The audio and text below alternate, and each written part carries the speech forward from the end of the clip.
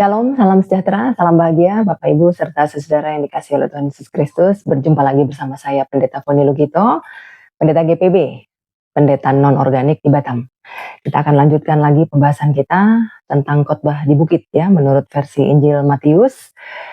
Dan kita akan lanjutkan masih di dalam pasal yang kelima, ayat 17 sampai dengan ayat yang ke-20 ya.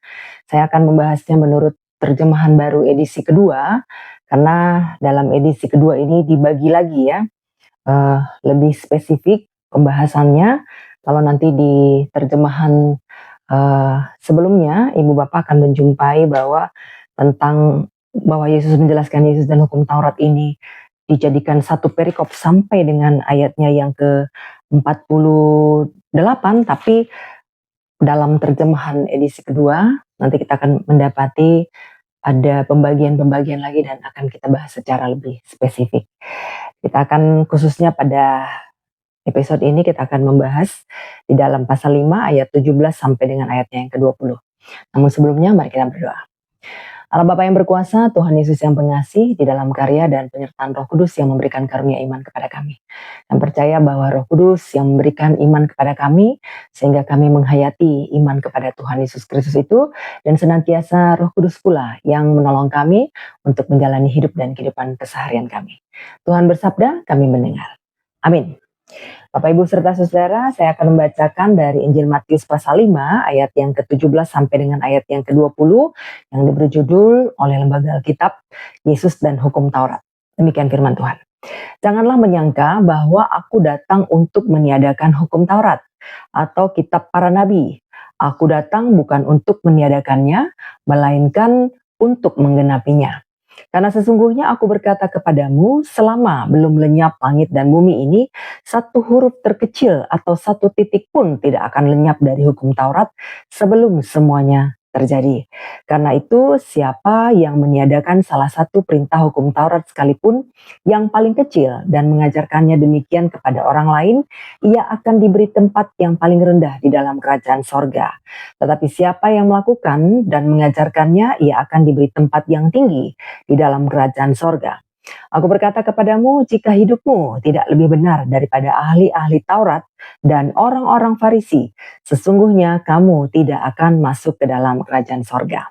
Demikian firman Tuhan, Ibu Bapak Saudara, maka yang berbahagia adalah kita semua yang mendengar firman, memeliharanya dan pasti melakukannya. Kali ini Ibu Bapak Saudara, Yesus menjelaskan secara tegas ya bahwa kehadirannya bukan untuk meniadakan hukum Taurat atau kitab para nabi, melainkan untuk menggenapinya.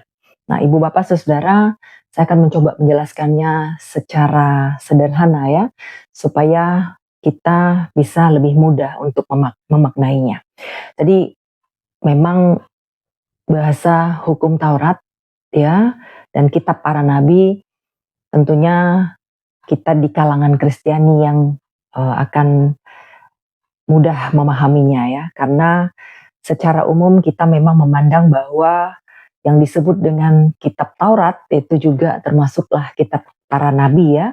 Jadi kitab Taurat ini adalah keseluruhan ya, bahkan bukan cuma 5 kitab Taurat yang kita katakan sebagai kitab Taurat yang ditulis oleh Musa saja, tetapi seluruh perjanjian lama itu kita melihatnya sebagai gambaran apa yang mau disampaikan oleh Taurat, karena seluruh kitab perjanjian lama itu tidak saja bicara tentang hukum, tetapi juga seluruh kitab perjanjian lama itu memaparkan dan menyampaikan patokan-patokan praktis, ajaran-ajaran normatif ya, karya Allah yang akan berkesinambungan di dalam perjanjian baru, yaitu melalui kehadiran Tuhan Yesus Kristus.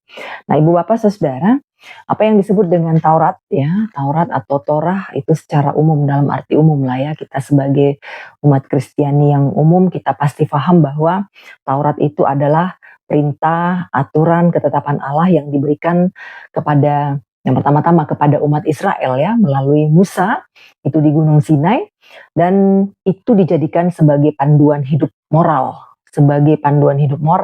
beragama dan sosial bagi umat Israel.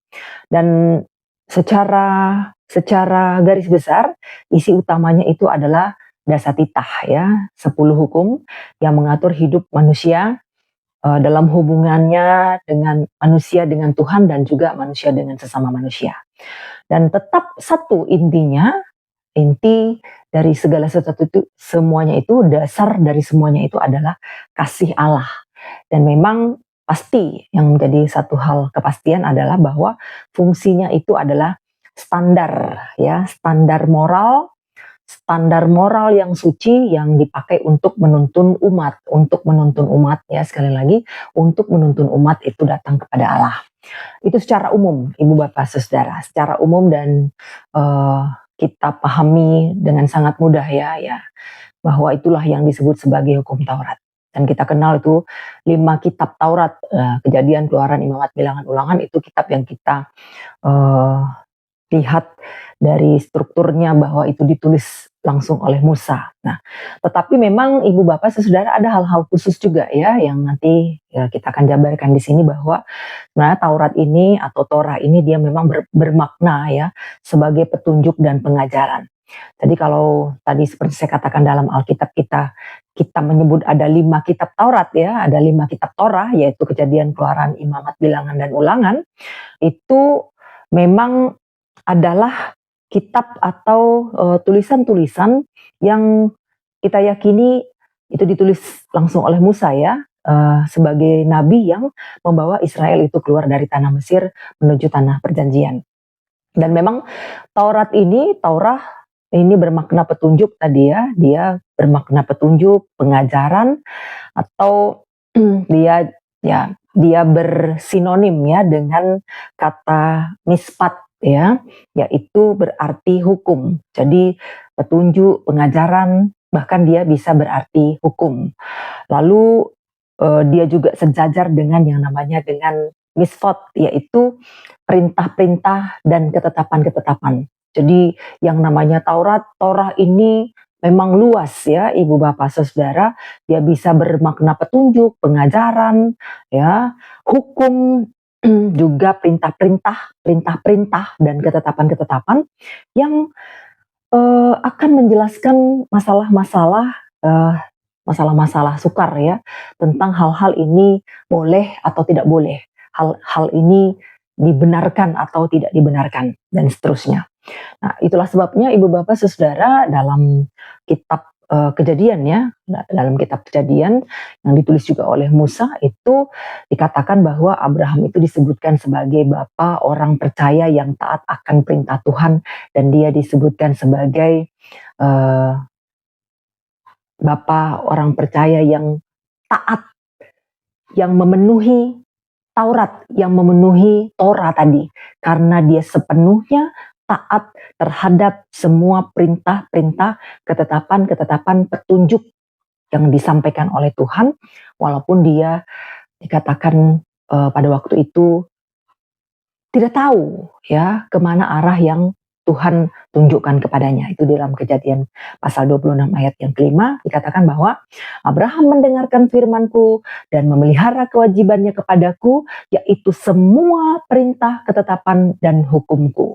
Nah, itu yang disampaikan oleh Musa dalam kitab Kejadian pasal 26 ayat 5.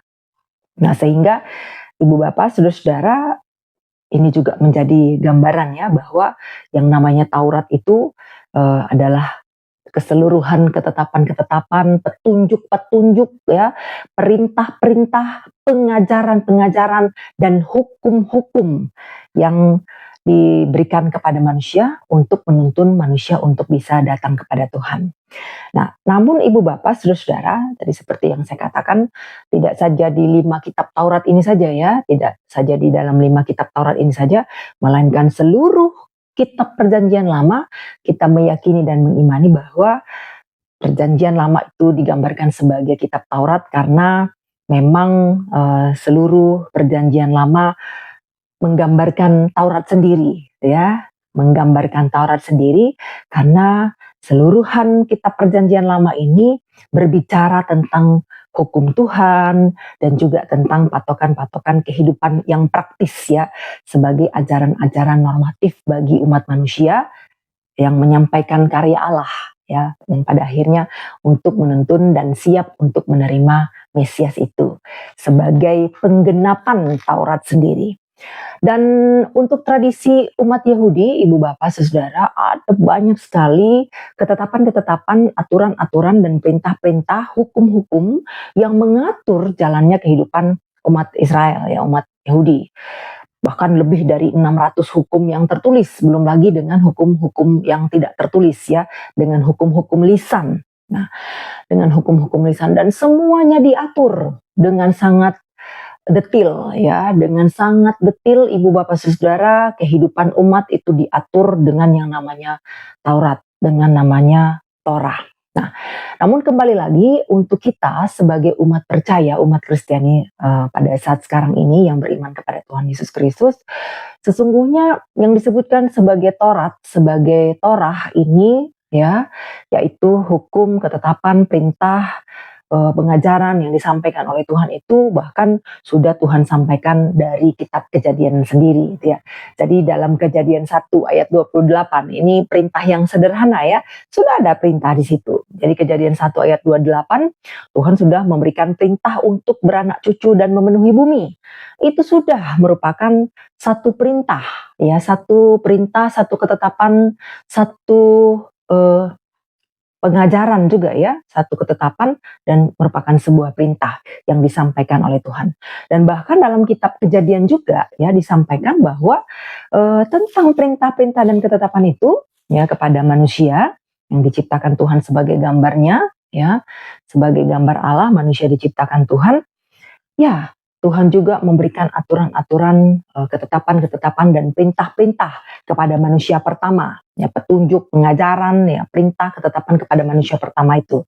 Bahkan ketika mereka pertama kali ditempatkan di Taman Eden, ya, Ibu Bapak Saudara-saudara, bahwa juga sudah diberikan ketetapan oleh Tuhan, perintah, ada aturan-aturan main yang diberikan oleh Tuhan.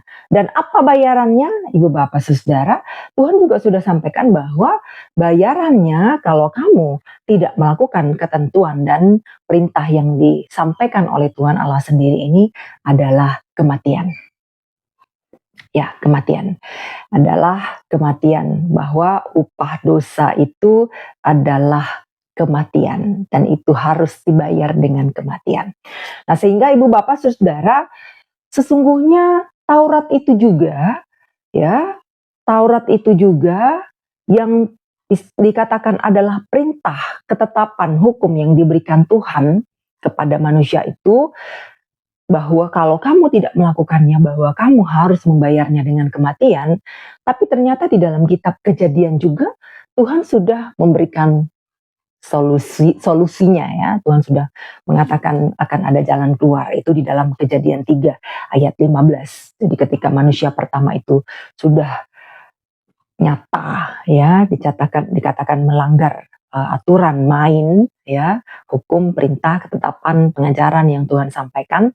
Tapi di dalam Kejadian 3 ayat 15, ya, Ibu Bapak Saudara, Tuhan Yesus katakan lagi, Tuhan mengatakan di dalam firman-Nya, Aku akan mengadakan permusuhan antara engkau dan perempuan ini, antara keturunanmu dan keturunannya. Keturunannya akan meremukkan kepalamu dan engkau akan meremukkan tumitnya. Nah, Ibu Bapak Saudara-saudara, hal ini mau mengungkapkan, ya, dan menjelaskan kepada kita bahwa hidup manusia ini, ya, tentang sisi duniawi itu, ya, si iblis, ya, yang dikatakan keturunan ular tadi, ya, yang akan meremukkan kepalamu, ya, saudara-saudara, ini juga dijanjikan oleh Tuhan Allah sendiri bahwa nanti keturunanmu akan meremukkan tumitnya, ya, bahwa engkau akan meremukkan tumitnya. Dan ini adalah merupakan janji pertama, ya, Injil pertama yang mau Tuhan katakan bahwa nanti ini akan diselesaikan oleh yang ditunggu-tunggu oleh umat Yahudi, yaitu Mesias. Nah, Ibu Bapak Saudara, sehingga pada saat umat Yahudi menantikan tentang seseorang yang akan meremukkan tumit keturunan ular ini, ya, iblis ini, kejahatan ini, ya, saudara-saudara, yang akan membantulah ya untuk menyelamatkan manusia ini pada saat mereka menunggu-nunggu. Tetapi ternyata harus ada hal-hal yang mengatur lagi bagaimana umat ini bisa tetap menjalani kehidupannya, ya. Sehingga itulah tadi seperti sudah disampaikan bahwa dibuatlah oleh Musa, diaturlah sedemikian banyak dan dikembangkan oleh ahli-ahli Taurat dan orang-orang Farisi pada waktu kemudian, ya, dengan meneruskan dengan banyak aturan-aturan dan hukum-hukum tertulis dan hukum-hukum lisan, ya, yang mengatur hidup dan kehidupan bangsa itu, sehingga ibu bapak saudara, ya, mau nggak mau, mau tidak mau, hidup dan kehidupan itu memang terasa sesak, gitu ya, terasa menghimpit sekali, banyak sekali aturan-aturan yang memang harus dilakukan. Dan memang ibu bapak saudara, seperti yang dikatakan tadi di dalam kitab Kejadian juga, bahwa bayaran dari pelanggaran-pelanggaran itu adalah kematian, itu juga dijelaskan ya di dalam Bilangan pasal 15 ayat 36 mengatakan, lalu segenap umat menggiring dia keluar perkemahan dan melontari dia dengan batu sehingga ia mati, seperti yang difirmankan Tuhan kepada Musa. Lalu di dalam Keluaran pasal 31 ayat 14 dikatakan, kamu harus memelihara hari Sabat sebab hari itu kudus bagimu. Siapa yang melanggar kekudusannya pasti dihukum mati. Sebab setiap orang yang melakukan pekerjaan pada hari itu harus dilenyapkan di antara bangsanya. Jadi memang itu diberlakukan kembali, ya, bahwa ada pelanggaran-pelanggaran terhadap hukum-hukum Taurat yang dibuat sebagai ketetapan, itu hukumnya adalah hukuman mati. Namun untuk mencegah agar jangan terjadi hukuman mati, ibu bapak saudara-saudara, maka dibuatlah ya peraturan-peraturan bagaimana umat yang melakukan pelanggaran itu harus mempersembahkannya dengan korban-korban bakaran dan menggantinya dengan hewan-hewan dengan korban darah, ya, untuk menggantikan dirinya yang melakukan pelanggaran itu. Nah, sehingga memang itu dibuat ya sedemikian rupa dan memang itu dijadikan sebagai patokan bagi umat Israel sehingga mereka melakukannya, dan itu harus berulang dan berulang terus. Nah, sehingga ibu bapak saudara-saudara pun sedemikian bagaimana hukum Taurat dibuat sedemikian rupa, tetapi umat tetap menyadari, umat tetap memahami bahwa Taurat ini adalah panduan filsafat ilahi, filsafat kehidupan yang di dalamnya mengandung kebijaksanaan, pemahaman-pemahaman yang menuntun umat di dalam bertindak, bahkan umat memahami bahwa Taurat sendiri adalah keberuntungan di dalam kehidupan. Bahkan ibu bapak saudara di dalam Mazmur, ya, Mazmur pasal 19 ayatnya yang ke-8, Mazmur pasal 19 ayat yang ke-8 itu ditulis bahwa Mazmur Daud ya menulis, Taurat Tuhan itu sempurna, menyegarkan jiwa. Peraturan Tuhan itu teguh, memberikan hikmat kepada orang yang tidak berpengalaman. Jadi memang umat memahami sepenuhnya bahwa Taurat itu sempurna, Taurat Tuhan itu sempurna, menyegarkan jiwa, teguh dan memberikan hikmat kepada umat manusia yang tak berpengalaman. Jadi walaupun dirasakan berat ya, tetapi mereka tetap memaknai bahwa kesempurnaan yang dari Tuhan itu adalah sesuatu yang menyegarkan, adalah sesuatu yang memberikan keteguhan, adalah sesuatu yang memberikan hikmat dan memberikan pertolongan dan bahkan memberikan keberuntungan di dalam kehidupan mereka sebagai umat Tuhan. Dan mereka meyakini bahwa Taurat itu membentuk kesadaran, ya. Taurat Tuhan dan semua aturan-aturan ya, ketetapan-ketetapan dan perintah-perintah yang Tuhan buat itu adalah hal yang membentuk kesadaran di dalam berpikir, ya. Membentuk kesadaran di dalam pikiran dan di dalam hati, sehingga membuat manusia untuk mampu bagaimana berusaha, berupaya bagaimana manusia itu harus hidup.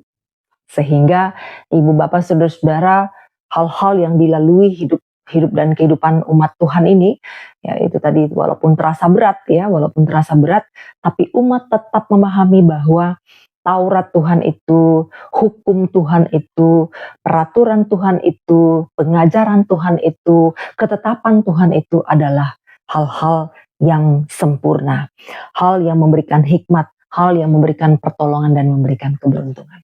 Oleh sebab itu, mereka tidak segan-segan ya, mereka tidak ragu untuk mengulang setiap kali mereka berpikir bahwa mereka telah melakukan pelanggaran, ya, mereka tidak ragu untuk membawa korban persembahan kepada Tuhan.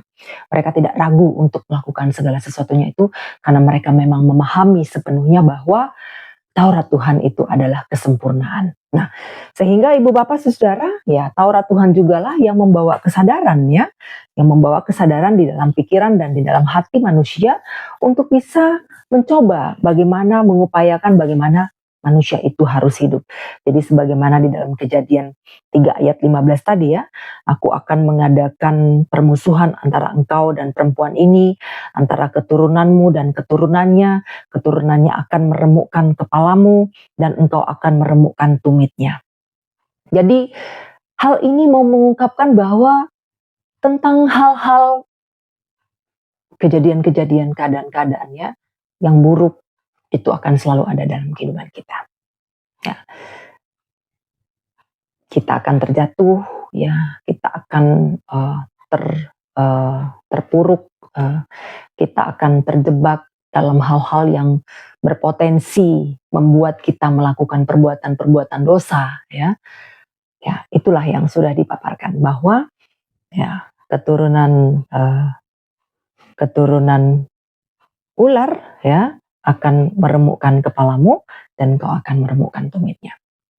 Nah, sehingga ibu bapak saudara-saudara, hal ini mau mengungkapkan bahwa ya hidup dan kehidupan manusia kita ya akan selalu dimungkinkan untuk ya jatuh. Tadi banyak hal-hal dalam kehidupan kita, perkara-perkara, keadaan-keadaan yang membuat kita terjebak dalam yang namanya, yang kita sebutkan sebagai dosa ya, kehilafan lah ya, kesalahan. Nah, sehingga Tuhan mau katakan ya, ini sudah ada ketetapan pula ya, sudah ada janji bahwa nanti keturunanmu akan meremukkan tumitnya. Nah, sehingga ibu bapak saudara, Tuhan Yesus mau katakan, nah kehadirannya di tengah-tengah dunia ini, seperti di dalam Matius 5 tadi ya, bahwa kehadirannya di dalam dunia ini bukan untuk meniadakan hukum Taurat atau kitab para nabi. Ya, karena memang Yesus sama sekali tidak mengubah apapun dari hukum Taurat. Melainkan Yesus mengatakan, aku datang untuk menggenapinya. Karena memang perjalanan dari hukum Taurat, keseluruhan hukum Taurat ya, dalam perjanjian lama, kita yakini sebagai hukum Taurat, itu menceritakan dan menggambarkan janji bagaimana nanti Mesias itu akan datang. Dan Yesus mengungkapkan bahwa kehadirannya, dirinya, kedatangannya adalah untuk menggenapi apa yang sudah pernah dinubuatkan di dalam Taurat itu sendiri. Nah, sehingga jelas ibu bapak saudara, Yesus tidak ada meniadakan sesuatu apapun tentang kasih Allah untuk mengasihi Allah dan mengasihi sama manusia. Itu juga sudah jelas di dalam hukum Taurat, dalam Torah, ketetapan-ketetapan di dalam perjanjian lama, dalam apa yang disampaikan oleh Musa, bahkan dalam Dasatitah yang disampaikan oleh Tuhan kepada Musa ya. Saudara-saudara, itu juga sudah jelas semua ya. Dan ketika Yesus memaparkan datang kembali, Yesus tidak mengubah dan tidak membaharus, tidak melakukan perubahan sama sekali, tetapi Yesus katakan bahwa dia hanya datang untuk menggenapinya. Dan penggenapan apa yang dilakukannya, ibu bapak saudara? Penggenapan yang dilakukannya adalah dia harus mati untuk membayar pelanggaran tadi. Nah, jadi sehingga tidak perlu berulang lagi ya. sehingga tidak perlu berulang lagi. Jadi kalau konteks perjanjian lama, umat Yahudi ya yang melakukan pelanggaran terhadap ketetapan-ketetapan Tuhan, mereka harus membayar korban. Dan itu akan terus berulang. Tapi ketika Yesus mengatakan dia menggenapinya, dia melakukannya cukup satu kali saja dengan kesempurnaan itu, sehingga kita yang percaya kepadanya tidak perlu mengulanginya lagi. Sehingga saudara-saudara, Yesus melanjutkannya juga ya di dalam bagian ini bahwa karena itu ibu bapak, saudara-saudara, karena itu di dalam ayat yang ke-20, aku berkata kepadamu, jika hidupmu tidak lebih benar daripada ahli-ahli Taurat dan orang-orang Farisi, sesungguhnya kamu tidak akan masuk ke dalam kerajaan sorga. Nah, artinya Tuhan Yesus hanya mau katakan, berupayalah, berusahalah untuk hidup benar. Ya. Jadi Taurat Tuhan, ketetapan Tuhan, perintah Tuhan, hukum Tuhan itu adalah hal-hal yang sempurna, ya, merupakan kebijaksanaan, ya, yang membangun kesadaran bagi kita dalam berpikir, ya, dan kesadaran hati kita. Itulah yang akan menuntun kita untuk bagaimana untuk selalu berlaku hidup benar, berupaya untuk hidup benar, Tentang hal-hal baik dan hal-hal buruk yang terjadi, ya, semuanya memang akan terjadi. Hal-hal yang memang membuat kita sedih, yang membuat kita marah, membuat kita kecewa, ya, mari kita dengan penuh kesadaran memahami dan menyadari bahwa semuanya itu adalah hal-hal yang terjadi merupakan bagian dari ketetapan Tuhan pula. Sehingga kita tidak perlu bereaksi dengan hal-hal yang berpotensi untuk membuat kita terjatuh dalam dosa. Ya, membuat kita terjatuh dalam hal-hal yang berperilaku merugikan orang lain. Tapi Tuhan mau ajarkan bahwa orang-orang yang percaya kepadaku, orang-orang yang percaya kepada Kristus, yang sudah menerima karya keselamatan yang disampaikannya, maka orang-orang ini adalah orang-orang yang tetap memandang Taurat Tuhan, yang tetap memandang hukum Tuhan, tetap memandang pengajaran-pengajaran Tuhan, titah-titah Tuhan, perintah-perintah Tuhan itu adalah hal-hal yang sempurna, hal-hal yang teguh, hal-hal yang menyegarkan jiwa, hal-hal yang memberikan hikmat, bahkan hal-hal yang banyak kali memberikan kita berbagai-bagai keberuntungan-keberuntungan, yaitu keajaiban-keajaiban di dalam hidup kita. Mari saudara-saudara, dalam percaya kepada Kristusmu, ya, Taurat Tuhan tetap berlaku, ya, sehingga kita akan tetap dipandu dengan karunia Roh Kudus untuk berupaya sedapat mungkin untuk hidup benar, ya, berusaha, berjuang untuk memperbaiki kehidupan kita. Tidak perlu memikirkan kehidupan orang lain, tetapi biarlah kita perhatikan kehidupan kita, bagaimana saya hidup benar. Berdoa, Tuhan, saya mau hidup benar. Tuhan, saya mau hidup benar. Itu saja. Demikian Ibu Bapak Saudara, maka biarlah Taurat Tuhan itu tetap menjadi yang sempurna, tetap yang teguh, tetap yang menyatakan hikmat Tuhan, dan menuntun kita di dalam bertindak dan memberikan jawaban-jawaban dengan berbagai-bagai keajaiban dalam hidup. Tuhan memberkati. Mari kita berdoa. Terima kasih Tuhan, terima kasih Kristus dan Roh Kudus. Percaya kami bahwa Roh Kuduslah yang akan menuntun kami, memahami dan menyadari Kristus di dalam hidup kami, sehingga Taurat Tuhan, ya, hukum Tuhan itu tetap sempurna, tetap indah, dan tetap mengajarkan bagi kami, untuk mengajari kami bagaimana kami hidup benar. Terima kasih Tuhan. Ini kami, dalam satu nama Tuhan Yesus Kristus kami berdoa. Amin. Demikian hari ini Ibu Bapak Saudara terberkati semua dengan berkat, kedamaian dan kebahagiaan. Tuhan memberkati. Salam bahagia.